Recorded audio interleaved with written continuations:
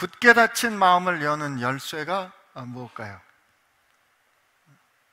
어떻게 하면 마음이 열릴까요? 마음을 여는 열쇠는 사랑입니다.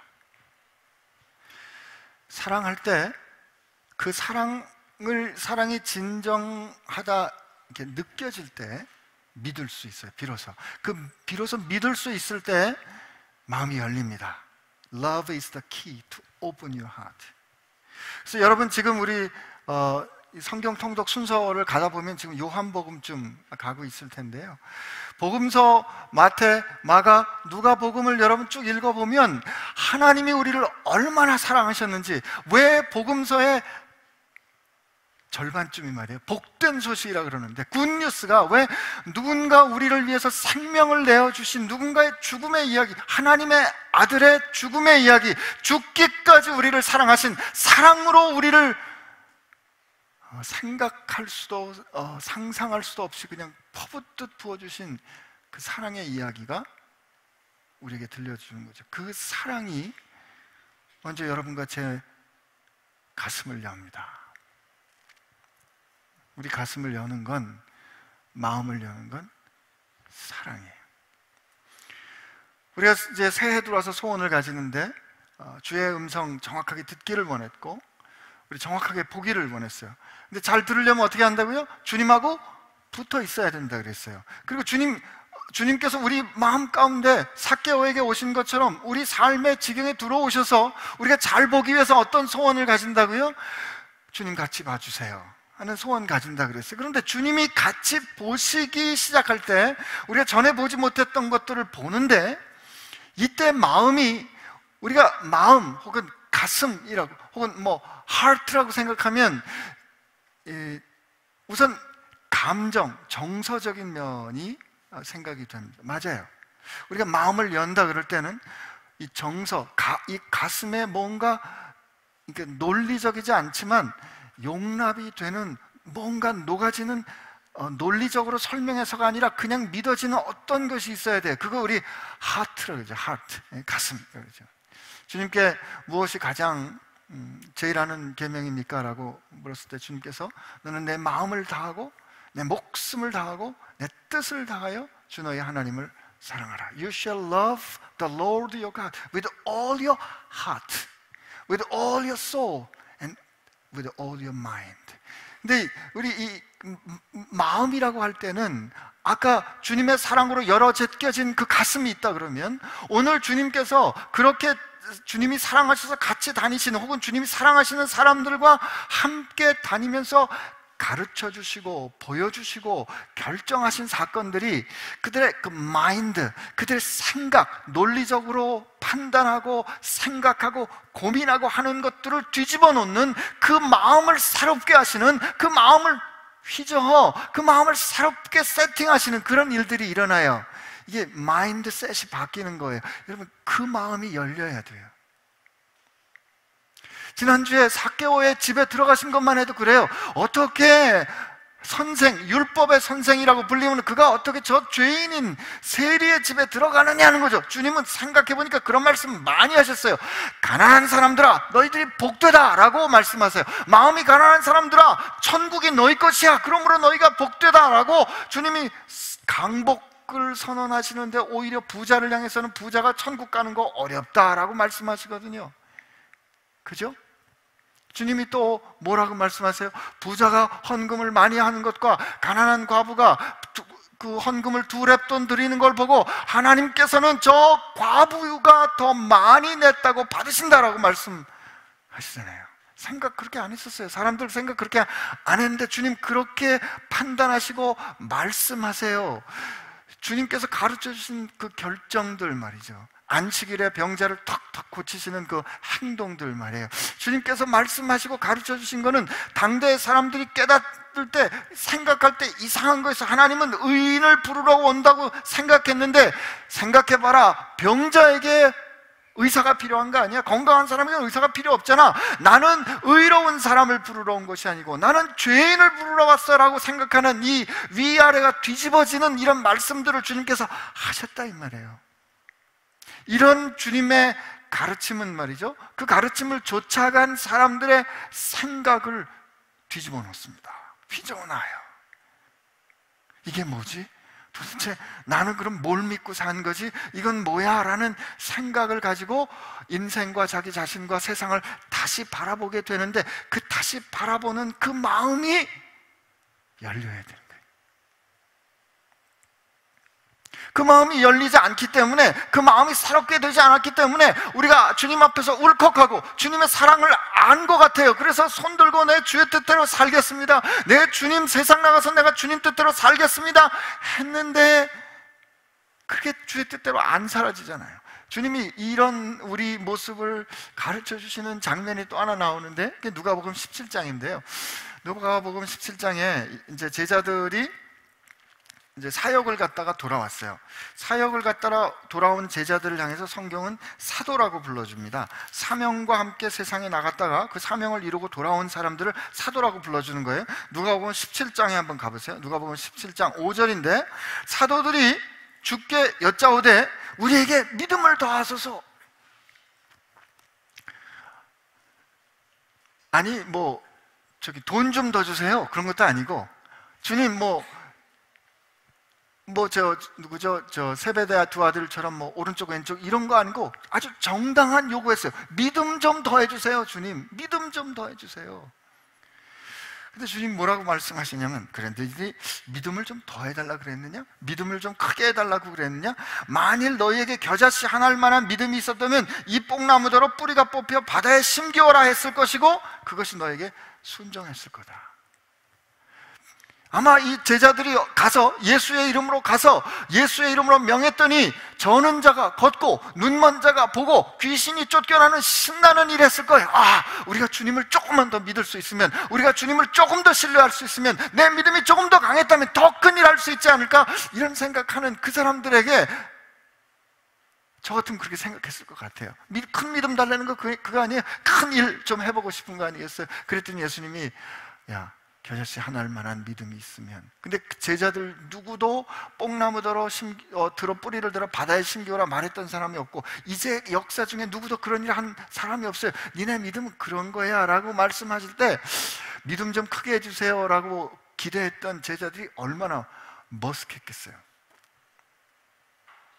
그런데 누가는 그 뒤에 예수님 가르침을 그냥 연이어서 또 얘기하는데, 그게 야 너희들 종이 있는데 말이야, 종일토록 밭에 나가서 일하다가 들어왔어. 그러면 종일토록 밭에 나가서 일하다 들어왔으니까 수고했다, 앉아서 먹고 쉬어라 하겠느냐? 아니지, 그렇게 안 하지. 너는 내 먹을 거를 준비하고 내가 먹고 마시는 동안에 너는 띠를 띄우고 나를 수종든 후에, 그리고 그제서야 너는 먹고 마실 거야, 그지? 그리고 내가 너한테 시킨 일을 했다고 그래서 내가 너한테 감사해야 되겠느냐? 아니다. 오히려 너는 내가 할 일 다 한 후에 나는 다만 내가 명령받은 일을 했을 뿐입니다, 나는 무익한 종입니다 라고 말해야 할지니라. 저는 예수님의 누가복음 17장 말씀, 제 마음 가운데 용납이 된 거 몇 년 안 됩니다. 솔직히 몇 년 안 돼요. 아니 우리 주님 너무하신 거 아니에요? 지금 제자들이 일하고 돌아온 거거든요. 근데 일하고 돌아온 그들이 사역하고 돌아왔을 때 다른 말씀, 요 앞에 말씀해 보면 막 주님이 뛸 듯이 기뻐하셨어요. 성령으로 기뻐하시면서 좋아하셨는데, 지금 제자들이 그렇게 돌아와서 일 좀 더 잘해보겠다고, 조금 더 주님 제자들답게 좀 더 잘해보겠다고 좀 믿음 크게 달라고 그러는데, 거기다 대고 야 종이 나가서 일하고 난 다음에 그 주인이 종에게 살해해야 되겠어? 그냥 할 일 한 거 가지고 그렇게 너무 티내지 마. 그리고 너는 무익한 종이라고 말해야 돼 라고 말씀하시는 예수님이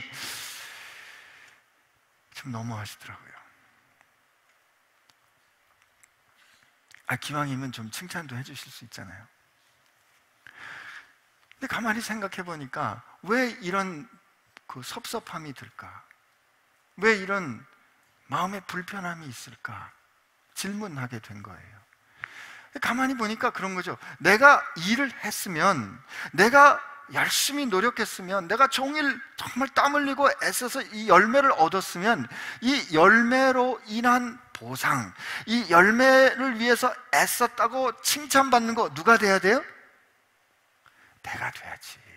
여러분 직장에서 열심히 일했는데, 여러분이 열심히 일해가지고 일이 잘 됐는데, 어느 내 동료가 마지막에 밥숟가락 하나 딱 놓고선 마치 자기가 한 것처럼 싹 가져가면 기분 나쁘다 안 나쁘다? 좀 도와주세요. 기분 나빠요 안 나빠요?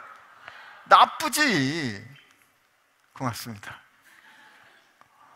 내가 열심히 노력했는데, 저건 내가 애쓴 일인데 남의 이름으로 쓱 하고 가져갈 때 우리 속상하거든요. 왜? 우리 셈법에는, 우리가 헤아리는 우리의 헤아림에는 내가 노력하고 내가 애쓴 일이기 때문에 그거는 당연히 내가 칭찬받아야 되는 게 옳다. 세상은 이게 옳다 그래요. 이걸 정의롭다 그래요.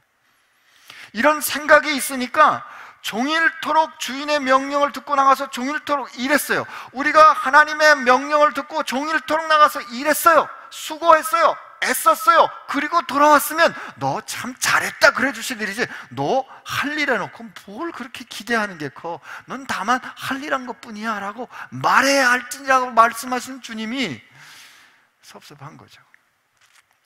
이 세상의 정의와 보상과 셈법으로 볼 때는 말이에요.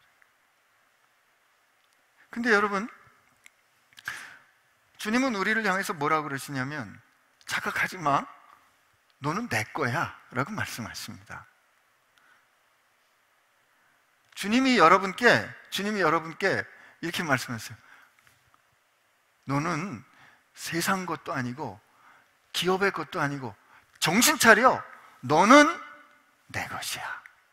내가 너를 지명하여 불렀나니 너는 내 것이다. 고린도전서의 고백을 보면 우리는 그의 생명으로 값주어 사신 바 되었나니. 사랑하는 여러분, 아멘을 잊어버리셨어요? 주님이 우리에게 뭐라고 말씀하신다? 너는 내 거야. 아멘? 주님이 그렇게 말씀하셨으면 우리가 주님의 것 됐잖아요. 그러니까 우리가 주님의 것 됐으면 말이죠, 우리가 하는 모든 일은 사실은 주의 일이에요. 내가 직장 가서 일하는 것도 주의 일이고, 내가 가정에 가서 섬기는 것도 이 주의 일이고, 내가 자녀들 때문에 지지고 볶고 부모님 때문에 마음이 쓰이고 친구들 간에 갈등하는 것조차도 우리가 주의 것이기 때문에 주님의 일이라고요. 그러면 주님의 일이라면 결국 이걸 통해서 누가 영광을 받아야 돼요? 주님이 영광을 받아야지. 우리는 말은 그렇게 해요. 모든 것 주님이 다 하셨습니다. 이거 다 주님의 일입니다. 그런데 우리 이름이 드러나기를 원하잖아요. 주님 앤드 안신기 이렇게 나오기를 원한단 말이에요. 이런 헤아림을 주님은 그냥 두고 보실 수가 없는 거죠.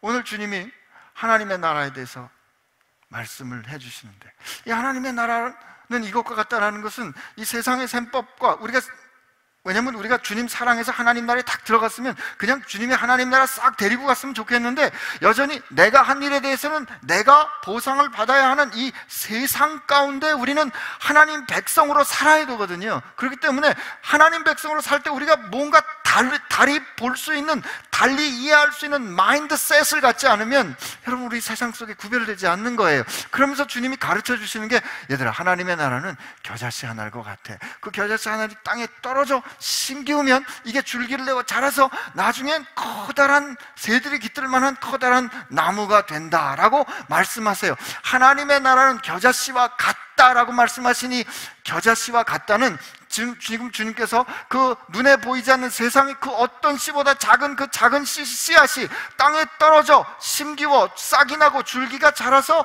커다란 나무가 되는 것과 같은 이 모든 과정, 이 홀 프로세스를 가르치는 거예요. 하나님의 나라는 겨자씨와 같다, 이 말은 그런 뜻이에요. 저는 생각해 봤어요. 하나님의 나라는 겨자씨와 같다. 근데 그 겨자씨 하나를 땅에 심겨질 때는요, 여러분, 겨자씨가 한꺼번에 이렇게 있는데 이게 땅에 심겨질 때는 어쩔 수 없이 혼자 심겨집니다. 어쩔 수 없이 혼자 단독자로 심겨질 수밖에 없어요. 그리고 어느 순간에 그게 땅에 심겨질 때 깨지는,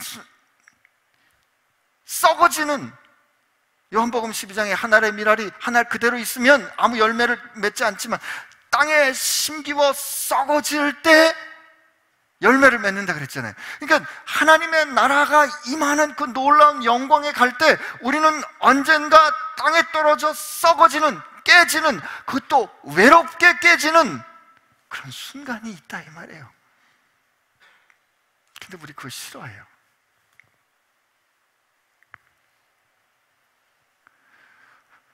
어쨌든 떠나야 할 때, 퇴장해야 될 때가 되면 언제나 섭섭해요. 야, 내가 평생을 여기서 이렇게 일했는데, 내가 얼마나 애썼는데 벌써 퇴장해야 되나? 어쩜 벌써 세상에 사람들이 나를 이렇게 몰라주나? 나를 이렇게 쉽게 잊어버리나? 이런 생각이 씁쓸하고 어렵고 하기 때문에 어떻게 하든지 내 흔적을 남겨놓으려고 그런단 말이에요. 근데 주님이 뭐라고 가르쳐 주시냐면, 하나님의 나라는 말이야, 네가 땅에 들어가 심기워져야 돼, 안 보여야 돼, 네가 흔적 없이 녹아져야 돼 라고 가르쳐 주시는데 우린 이게 싫은 거예요. 일단 여기까지.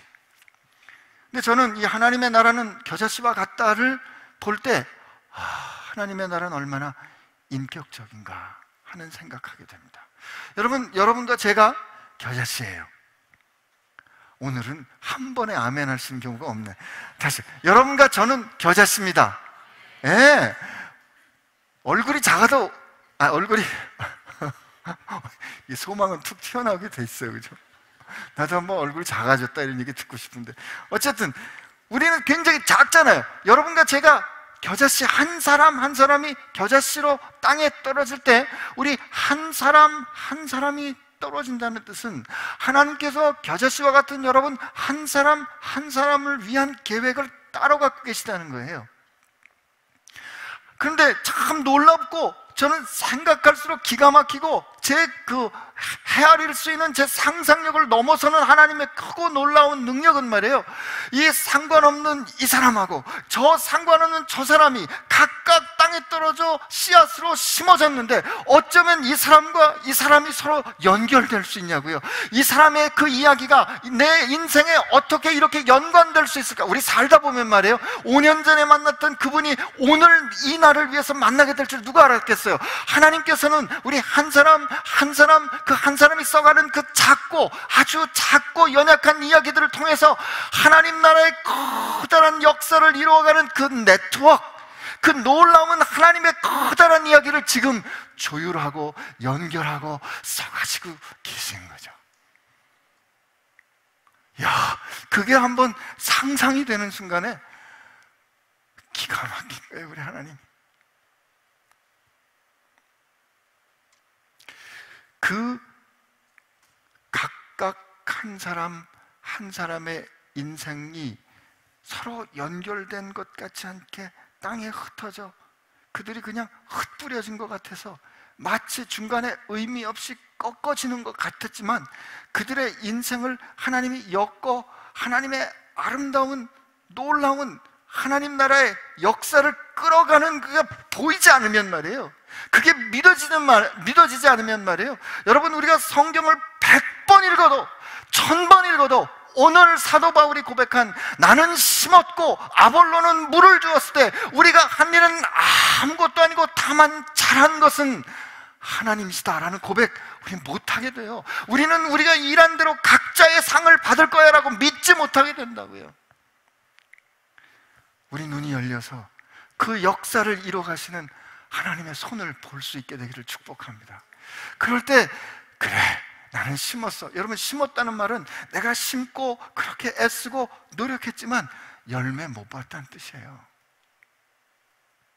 눈물을 흘리며 나는 씨를 뿌렸지만 기쁨으로 단을 거두는 사람은 딴 사람이라는 거예요. 그러나 그거를 보고 기뻐할 수 있느냐 이 말이에요. 여러분, 기뻐할 수 있겠어요? 그렇게 기뻐할 수 있어야 돼요.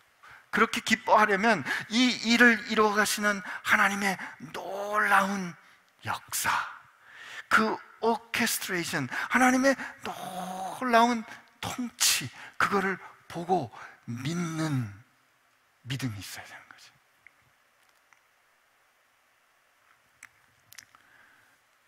근데 우리 읽은 그 고린도전서 3장 그 뒤에 말씀에 사도 바울이 참 놀라운, 참으로 기가 막힌 고백을 합니다.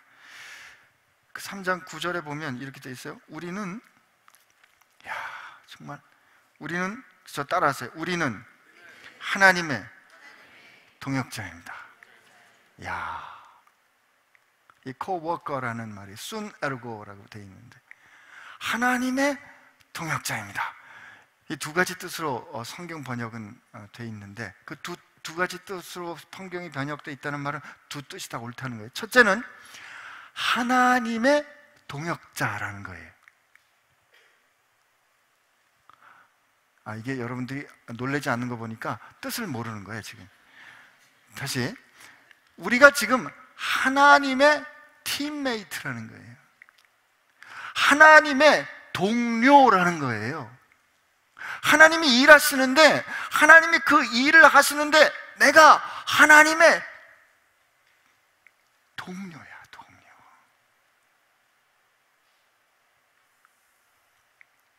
그 하나님의 놀라운 일, 하나님께서 행하시는 그 놀라운 역사에 내가 팀메이트인 거죠. 여러분, 요즘 손흥민 씨가 아주 날리고 있더라고요. 쏜세이션 그러면서. 영국 발음으로 제 흉내는 못 내겠어요. 근데 그 토트넘, 그 손흥민 좋아하는 친구들은 그 토트넘 이 유니폼 입고 다녀요. 지가 무슨 토트넘도 아니면서 입고 다녀요. 왜냐면 손흥민 사랑한다 이거야. 손흥민이 자랑스럽다 이거야. 그런데 우리가 하나님과 같은 팀이에요. 그럼 생각해 보세요. 하나님은 절대로 지는 법이 있다 없다? 없지. 하나님은 어떤 경기든 승리하십니다. 하나님은 어떤 팀이든 이기십니다. 근데 그 하나님이 나하고 같은 편이야.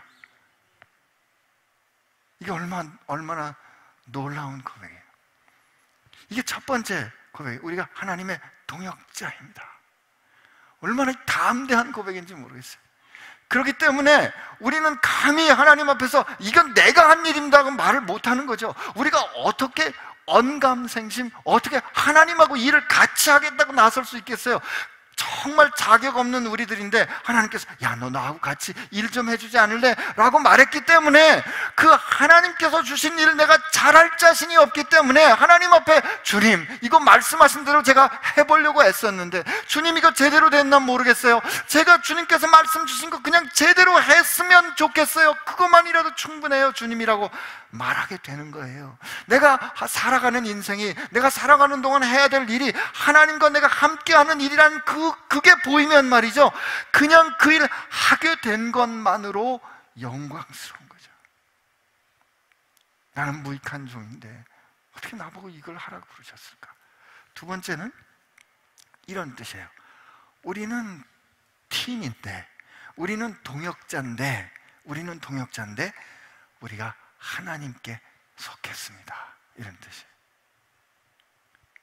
첫째는 바울도 하나님과 동역자고 아볼로도 하나님과 동역자입니다. 이런 뜻이고, 두 번째는 바울과 아볼로가 팀인데 이 팀이 하나님께 속했다 이거예요. 여러분과 제가 팀이에요. 근데 이 팀은 어떤 거 같으냐면 저 사람하고 나하고 같이 일하는지를 우린 사실 잘 몰라. 여러분과 제가 같은 팀인데, 아멘? 우리가 같은 팀이에요.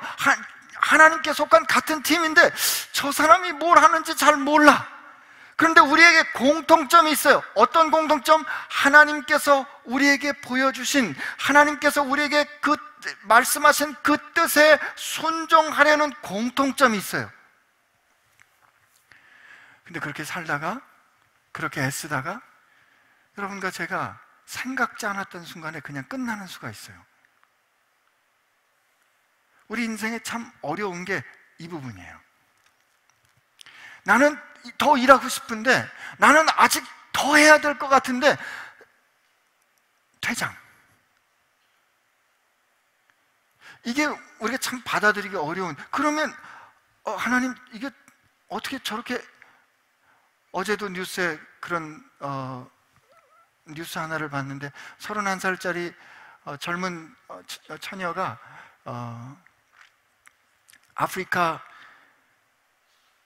그 탄자니아에 있는 아이들을 사랑해가지고 그 탄자니아에 그 하얀 흑인들, 이게 알비니즘이라고 이렇게 이 색소가 결핍되어 있는 아이들이, 그 하얗게 흑인들이 태어나면 저주받은 아이들이라고 그냥 버려지는데, 그 아이들을 사랑해서 코이카 단원으로 갔다가 지금 엔지오 단원으로 갔는데, 이 사람이 그냥 그만 말라리아로 숨을 거뒀어요. 그 기사가 떴어요. 31살인데 하나님은 어떻게 저렇게 지울 수가, 인생을 어떻게 저렇게 끝낼 수가 있는 거예요, 하나님? 이런 질문이 나오잖아요. 근데 여러분, 성경을 보면 모세가 자기 평생을 그렇게 다해서 이스라엘 백성을 끌고 가나안 앞에 들어가려고 그러는데 하나님께서 됐다, 너는 여기까지야 라고 말씀하시잖아요. 느보산 정상에서 저 요단강 너머에 그 가나안 땅을 보면서 모세는 그가 묻힌 곳이 어딘지도 모르게 죽습니다. 여러분, 세례요한은 어때요? 세례요한도, 우리 예수님 33세 돌아가셨다 그러는데 세례요한도 30 초반에 죽었어요. 6개월 먼저 태어났잖아요. 그런데 예수님 계실 때, 사역할 때 세례요한이 목배임을 당하 죽는데 어떻게 죽어요? 그 어처구니 없이 죽잖아요. 엘리야와처럼 주님의 길을 예배하러 왔던 그 사람이, 그렇게 주님의 오실 거를 그렇게 능력 있게 선포했던 그 사람이, 헤롯이 자기 하여튼 복잡하게 결혼한 헤로디아하고 결혼하는 거 옳지 않다라고 말했던 것을, 그가 그것 때문에 감옥에 갇혔는데 헤로디아가 그걸 가지고 마음에 품었다가 헤롯의 생일날 자기 딸 살로메를 보내가지고 헤롯 왕 마음이 혹하게 춤을 춘 다음에 그냥 헤롯 왕이 좋아가지고 야, 네 소원 다 들어줄게, 내 나라 절반이라도 주마 그랬더니 어머니한테 와서 엄마, 소원을 뭐라고 말할까요? 그러면 가서 말이야, 저렇게 나를 정죄했던 세례 요한의 목을 잘라 쟁반 위에 그 머리를 달라고 하거라. 여러분, 세상이 이렇게 참 어처구니 없는 거예요. 생일에 그게 생일 선물이라고 말할 거예요. 그런데 그 말도 안 되는 일을 헤롯 대왕은 자기 체면 때문에 행하지 않습니까? 그래서 세례 요한이 죽습니다. 여러분, 어떻게 하나님께서 예배하신 그 엘리야가 이렇게 말도 안 되는 어처구니 없는 일로 그렇게 그 인생이 꺾어질 수 있냐고요? 끝날 수 있냐고요? 요절. 그러고 보니까 사도행전에 있는 사도들의 삶도 그렇고, 사도행전도 그렇게 끝나잖아요. 사도 바울이 죄수로 감옥에 끌려가서, 로마에 끌려가서 2년 동안 그렇게 있다가 하나님의 나라를 전했습니다. 그걸로 끝이에요. 석세션 플랜. 그 후에 후계자는 누가 됐고, 그 후에 그 조직은 어떻게 됐고, 바울은 어떻게 원로가 되어서, 그걸 하나도 없어요. 그냥 그걸로 끝이에요. 어쩌면 이렇게 무책임할 수 있을까? 어쩌면 이럴 수가 있나요? 여러분, 이렇게 생각하면 주님처럼, 우리 예수님처럼 그렇게 그 대책 없이 끝나신 분이 어디 있어요? 그가 십자가에서 죽으실 때 세상의 기준으로 보면 그분이 행하는 일은, 그분이 행한 말씀은 이루어질 수가 없는 일이었어요. 해놓은 게 하나도 없으시잖아요. 한 줌의 사람들밖에 없이 그 한 줌의 사람들조차 그를 다 배반하고 도망간 그 상황에서 그는 죽었거든요. 그걸로 끝났거든요. 근데 여러분, 예수님의 마지막 기도를 기억하세요. 그 예수님이 이게 정말 가능할까? 예수님도 하나님 아버지를 아셨지만 그가 얼마나 괴로우셨으면 그의 땀방울이 핏방울이 되는 것처럼 기도하실 때, 아버지, 할 수만 있으면 이 잔이 내게서 지나갔으면 좋겠습니다. 아버지, 이 방법 말고 다른 방법은 없는 겁니까? 혹시 이렇게 하면 안 되겠습니까? 하는 내 뜻, 내 계획이 있잖아요. 그런데 주님께서 마지막으로 어떻게, 하나님 이렇게 꺾어지는 것이, 이렇게 내가 하늘의 미랄로 땅에 떨어지는 것이 아버지의 뜻이라면 내 뜻대로 마옵시고 아버지의 뜻대로 하옵소서 라고 말씀하시고 그는 꺾어지셨어요. 그런데 어떻게 됐어요? 주님이 세상을 이기셨잖아요. 여러분과 저도 마찬가지예요. 우리 마음 가운데 내가 이렇게 한다고 그래서 세상이 바뀔까? 내가 이렇게 한다 그래서 이 세상이 뒤집어질까? 내가 이렇게 산다고 해서 저 단단한 세상이 변할 수 있을까? 내가 이렇게 한다고 해서 저 단단한 아이의 마음이 열릴까? 의심될 거예요. 안 믿어질 거예요. 그러나 여러분, 순종하십시오. 주님 말씀하실 때 순종하셔서 대책 없이 땅에 심기시길 바랍니다. 대책 없이 심기셔야 돼요. 자꾸 교회 목사님들이 대책을 세우다가 아름답게 퇴장할 그 순간 놓쳐가지고 저렇게 추하게 남아있는 거예요. 주님의 교회라면 주님이 알아서 하실 거로 믿어야 되는데 안 믿거든요. 주님이 다 하실 거라고 말씀은 그렇게 하시는데 안 믿어지니까 내가 믿는 누구에게 물려주고 내가 도와줘야지 라고 생각하는 거죠. 여러분, 우리 베이직 교회도 마찬가지예요. 지금 목사님, 우리 조 목사님 저 나이 말씀하셔가지고 성도분 여러분 몇 분은 막 덜컥 우리 목사님 이제 연세가 저렇게 드셨는데 어떻게 해야 되나. 여러분, 염려 마세요. 우리가 섬기고 주님이 됐다 하면 우린 거기까지 가면 그만이에요. 그 다음 비즈니스는 주님 비즈니스인 거지. 제가 이렇게 말하면 저 목사 철이 없구나, 무책임하구나, 그거 아닙니다. 여러분, 우리가 세상에서 경험하는 그 일들, 희한한 일을 하나 소개를 해드릴게요. 제가 그 세상에서 일어난 일들 보면서 이거구나 깨달았는데요. 2011년에 그 광진구에 있는 테크노마트라는 큰 빌딩이 있어요. 2011년에 그 테크노마트가 지상 39층이고요 지하 6층인데 2011년에 갑자기 그 건물이 크게 흔들리면서 대피한 소동이 있었어요. 근데 그 건물이 왜 크게 흔들렸을까? 다른 건물들은 다 괜찮은데 그 테크노마트 건물만 크게 흔들려가지고 사람들이 다 대피했는데 이게 왜 이렇게 됐을까? 그래서 한국 역학회인가에서 그걸 어떻게 됐나 찾아봤는데 여러분, 원인이 뭔지 아세요? 12층에 피트니스 센터가 있었는데 피트니스 센터에 23명이 태보라는 운동을, 태권도하고 뭐하고 합쳐진 운동이래요. 그 태보라는 운동을 하면서 이 발을 뒤졌는데 이렇게 이것 때문에 건물이 움직인 거예요. 안 믿어지시죠? 근데 그거를 역학자들이 데몬스트레이션 했어요. 건물은 보이지 않지만 자기의 고유한 진동수를 갖고 있어요. 그때 그 테크노마트가 갖고 있는 이 수직 진동이 2.7Hz인가 그랬는데 하필 그때 새로운 강사가 그 23명하고 같이 한 이 발 딛는 소리가 그 건물이 갖고 있던 그 수직 고유 진동하고 같은 진동이 되면서 서로 공명이 일으켰어요. 그 공명이 일어나잖아요. 그럼 이게 공진 현상이 일어나는데 그 23명의 발자국이 그 커다란 건물을 흔들흔들했던 거예요. 안 믿어지시죠? 1850년에 프랑스에 있는 앙게다리라는 앙게브리지라는 다리가 있었는데 이 다리가 확 무너졌어요. 왜 무너졌는지 아세요? 479명의 그 병사들이 그 다리를 행진하는데 그 병사들이 줄을 맞춰서 착 하고 줄을 맞춰서 가니까 그 병사들이 행진하면서 내는 그 소리가 그 다리의 고유 진동수하고 같았던 거예요. 같아지면서 공진할 때 다리가 와르르 무너졌어요. 그날 비극적으로 200명 이상의 군인들이 죽었습니다. 1940년에 워싱턴주에 있는 그 타코마 해협에 있는 타코마 브릿지도 같은 현상으로 고유 진동수하고 바람이 만들어내는 다리의 흔들림이 같아질 때 다리가 무너진 거예요. 이걸 공진 현상, 레조넌스라고 해요. 여러분, 하나님의 말씀의 역동은 안 들려요. 그러나 하나님의 말씀의 역동이 이렇게 돌아갈 때 우리가 겨자씨와 같은 우리들이 하나님 말씀에 순종해서, 이렇게 순종해서 그분의 말씀에 맞춰서 우리가 그냥 대책 없이 깨지면 그 깨지는 그게 하나님의 말씀과 함께 사이클에 맞을 때 말이죠, 세상을 파는 강력이 될 겁니다.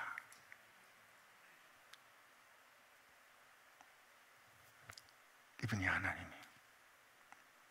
하나님이 말씀으로 세상을 지금 조율하고 계십니다. 여러분과 저는 염려할 필요 없어요. 다만 그분의 말씀에 공명해서 그분의 말씀에 따라 순종하는 순종의 작은 발걸음 하나를 우리 만들어낼 때 저 견고한 지는, 저 견고한 세상은 무너지고 말 겁니다. 우리의 마음을 여는 건 주님의 사랑입니다. 그러나 주님은 우리 안에 들어오셔서 우리가 세상을 어떻게 보고 어떻게 판단하고 어떻게 생각해야 할지 우리로 지혜롭게 하십니다. 우리가 주님 앞에 새롭게 보아 새롭게 뒤집어 만들어야 되는 마인드 세트는 아버지가 할 일 아버지께 맡겨드리고, 다만 우리는 어딘가에서 주님께 기뻐 올려지는 겨자씨로 순종하는 씨앗으로 그곳에 묻혀야 합니다. 여러분과 제가 그런 마음 가지게 되기를 축복합니다. 새해에는 난 몰랐어요. 다만 이거 했을 뿐인데, 다만 순종했을 뿐인데 이 일이 이렇게 터질 줄은 몰랐어요. 이런 일들을 좀 우리가 서로 나누기를 축복합니다. 아마 그렇게 될 거예요. 그런 믿음이 오늘 우리로 이 찬양할 수 있게 하는 거예요.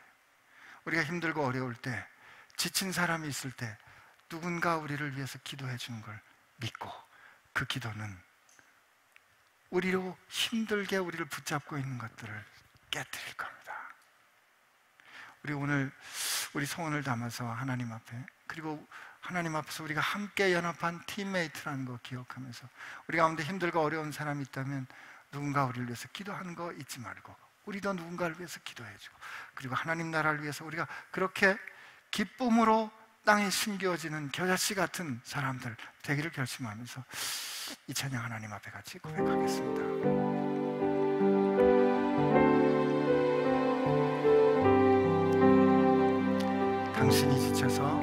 당신이 지쳐서 기도할 수 없고 눈물이 빗물처럼 흘러내릴 때 주님은 우리 연약함을 아시고 사랑으로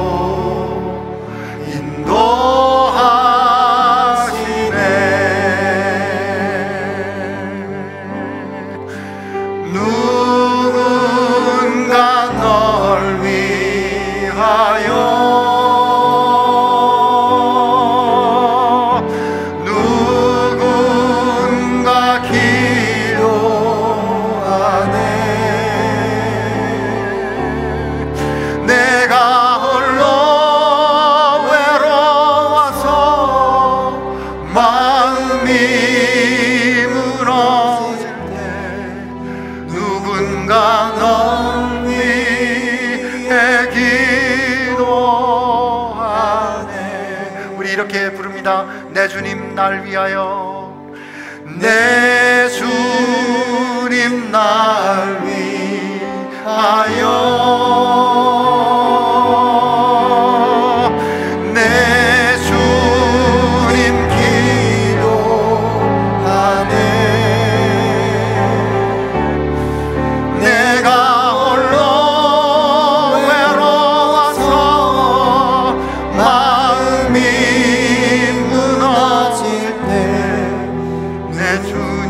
날 위해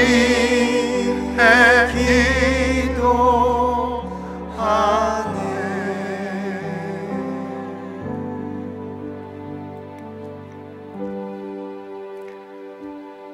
여러분의 인생에 대하여 두려워하셨던 분 계십니까? 주님 말씀대로, 주님의 그 사랑을 받아 그 말씀대로 사는 것이 도저히 안 될 것 같다고 의심했던 분들 계십니까? 그렇습니다. 여러분이 헤아리면, 우리가 헤아리면 믿을 수 없습니다. 그러나 이 모든 연약함을 들어 당신의 강력을 드러내시는 하나님의 음성, 하나님의 손길, 날 위해 기도하시는 성령님의 중보하심을 들어 그분께 주파수를 맞추십시오. 그 주파수를 맞추는 것이 순종입니다. 그러므로 오늘 주님 앞에 우리 기도할 때 주님 내게 믿음을 주십시오. 말씀을 들을 때, 주님 보았을 때 보인 대로 들은 대로 순종하는 마음, 그 믿음 그거 주십시오. 그리고 하나님 나로 눈을 열어 하나님께서 행하시는 그 크고 놀라운 것 보게 하여 주옵소서. 이렇게 주님 앞에 같이 소원하며 기도합시다. 같이 기도하겠습니다. 하나님 아버지 감사합니다. 오늘 우리에게 이 소원을 주신 것 감사합니다. 우리에게 이 마음 주신 것 감사합니다. 하나님, 우리 참 결과에 대해서 염려하냐, 어떻게 할까, 어떻게 될까 염려가 많이 됩니다. 그러나 주님, 오늘 이 자리에서 내가 주 앞에 순종할 수 있는 게 무엇일까? 오늘 이 자리에서 내가 주님과 함께 공명을 이룰 수 있는 것이 무엇일까? 하나님, 거기에 집중하는 저희들 되게 하고, 그리고 모든 것 주께 맡기는 은혜 허락하여 주옵소서. 주님, 우리가 주님과 함께 합창하고 싶습니다. 주님과 함께 어우러져 주님이 말씀하실 때 우리도 그 말씀 따라가고, 주님이 노래하실 때 우리도 그 노래 따라 부르고, 주님이 이끄실 때 이끄시는 대로 같이 이끌려가 주님과 공명하고 싶습니다. 하나님, 우리가 비록 작을지라도, 하나님, 우리가 비록 작을지라도 하나님의 그 크고 놀라운 운동력을 세상에 공명하며 드러내는 하나님의 겨자씨, 하나님 나라의 겨자씨 되게 하여 주옵소서. 주님 감사합니다. 예수님의 이름으로 기도합니다.